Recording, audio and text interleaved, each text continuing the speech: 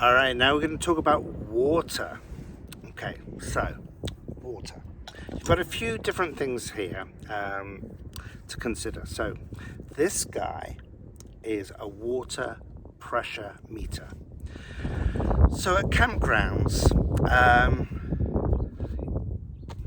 you just don't know how much pressure is coming out of that water. It may not be enough, it may be too much, and the last thing you want to do is to burst any connections inside the RV and flood the RV because the pressure is too high. So this guy will control that pressure. And how it works is like this. So you'll connect this end. In the campground, you'll have a pedestal, usually a pedestal, and attached to that is your water faucet, shall we say, or spigot. So what you do is this end here, there's a screen guard here that stops all the impurities getting in. You'll screw this into the water spigot, and then you'll proceed with attaching the hose. Here's a hose to it, and you'll continue the process. At the end of the process, okay, so now the hose is coming out here. At the end of the process, once the water's turned on, you'll come back. And turn the water on, and there's a little screw here, a flathead screwdriver, and you can adjust that to the water pressure that you need. I recommend 50 is your sweet spot, and I think it's in PSI. Yeah, PSI. So 50. 54 is okay. Anything higher than that, I would dial it back, because the last thing you want to do is have too much pressure, as I indicated earlier. All right, so let's say we've done that. The other end, okay, here's the other end. At the bottom of this rear bay, so this is the rear bay on the driver's side. Oh, if you're wondering where the screwdriver is, and indeed if you need any wrenches to tighten these up, on the opposite side, the passenger side bay is a toolkit. And just because you never know what you might need on the road, right? You might need some tools. So there's a toolkit there, and in there you'll find a screwdriver and a wrench to use if you need help in this area. So the other end, in the bay at the bottom, there's sort of a cap with a hole. You can't really see it in this video. But what I'm going to do is I'm going to put the hose underneath, and I'm going to thread it through. Okay. Why do I do that? I do that because now, when I'm finished, I can close this bay up, and it's all hidden, and there's not going to be any, let's say, mice or dinosaurs or anything like that you don't want in the RV getting into the RV. Next, I'm going to take this little guy. It's not a YouTube, it's not a streaming service, it's like a elbow. And what this does is, if I just connected this into here, a couple of things will happen. One, I won't be able to close this door, and two, it applies more pressure to the stalk. That's probably not the right word, but it'll apply pressure and could break it, and then that wouldn't be any fun, because then you wouldn't have any water. So by attaching this, it changes the amount of weight and reduces that, so the amount of pressure is reduced, and also I can close this door. So I'm just going to go ahead,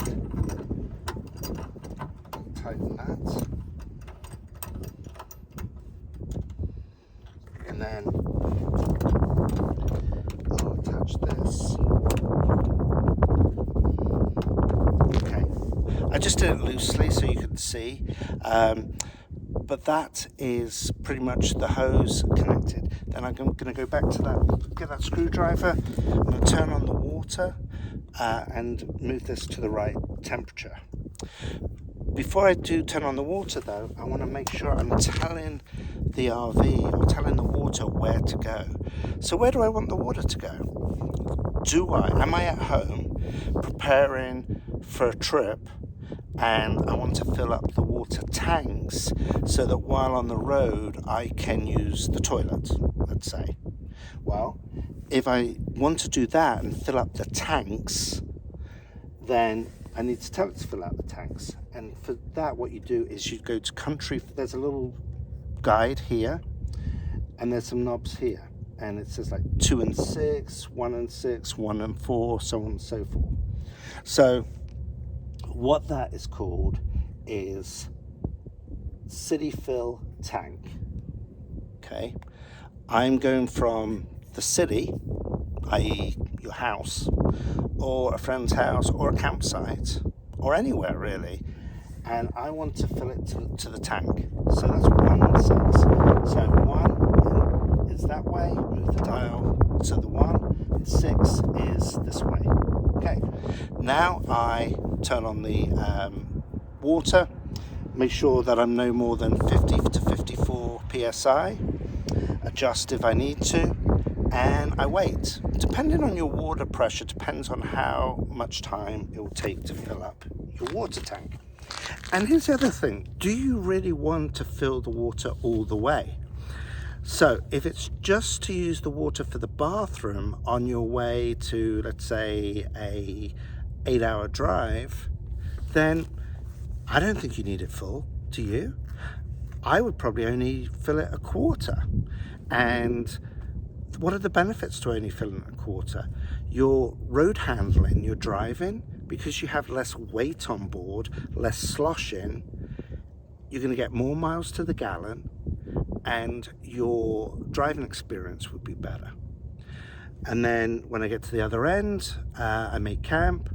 I would then leave the water that is in the tanks, but now I want it for the let's say now I want it going straight to the faucets, like you would at home. But before I go there, let me go back to the tank size and give you another scenario. So this short drive or a medium-sized drive, I don't need a full tank. But if I'm going to be boondocking, have no water, and there's no water where I'm going, a lot of state-run state parks will have water at the entrance of the park. My recommendation, that's where you'll fill. But if you're going, let's say, to a Penn State football game where there's no water and there's no accommodations to get water once you're there, then, and you're going to be there for a couple of days, then you need to fill up the tank. So you would do what I just said to fill up the tank, which was city fill tank, which is 1 and 6. You fill it up. How do you know when the water's full? 2 things happen. There's either an overflow, so water will start just pouring on the floor outside, not inside, or you could use the management panel inside. Okay, and then you just turn off the water once it's full. Now bear in mind, when you're going up hills, the water will slosh around, and it's possible that even though it was full here, by the time you get to your end destination, it might only be 3/4 full, depending on what hills you've gone over and so on and so forth. All right, so that's about filling up the water tank. After you've filled up the water tank, now you need to position yourself where you can get water. So then you need to change it. You need to change it from receiving water to dispensing water inside. And I would go normal on this. So according to this guide, normal is 3 and 5. So I turn it to 3 and 5. Now, when I want water, I've got it in the tanks. But remember what we said on an earlier video?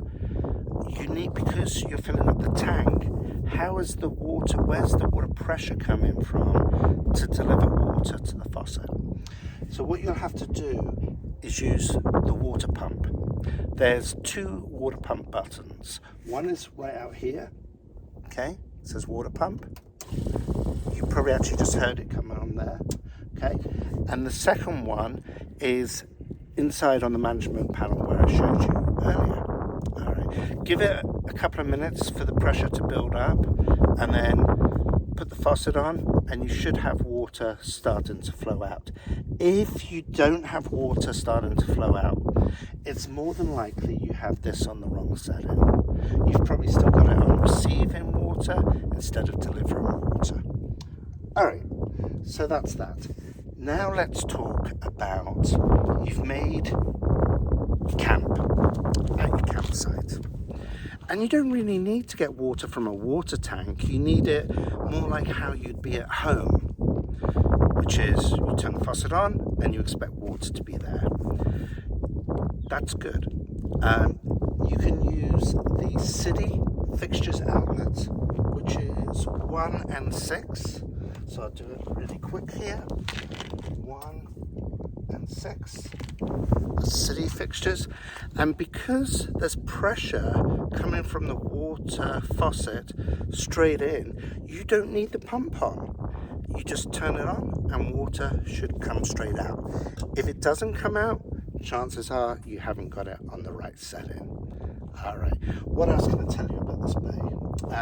There's a shower, outdoor shower for pooch, or even for children. Let's say you've come off the beach and you're sandy and you want to get those feet clean, you can use the shower there. And that's why there's a separate pump button here as well, so that you can just put the pump on outside. What else is here? There is a light, obvious reasons, at night. There's also this this button here. This says BT. What that stands for is black tank. That's used for cleaning. Don't you worry about that. That's things for us to do when we want to get it ready after your trip, ready for the next folks, and we want to clean out the tanks. I say don't worry about it, because if you don't use that correctly, you could create a situation where you flood black water in the RV. So it's really important, don't use that. Use the one that says City Water Connections. All right, guys, that's it on water.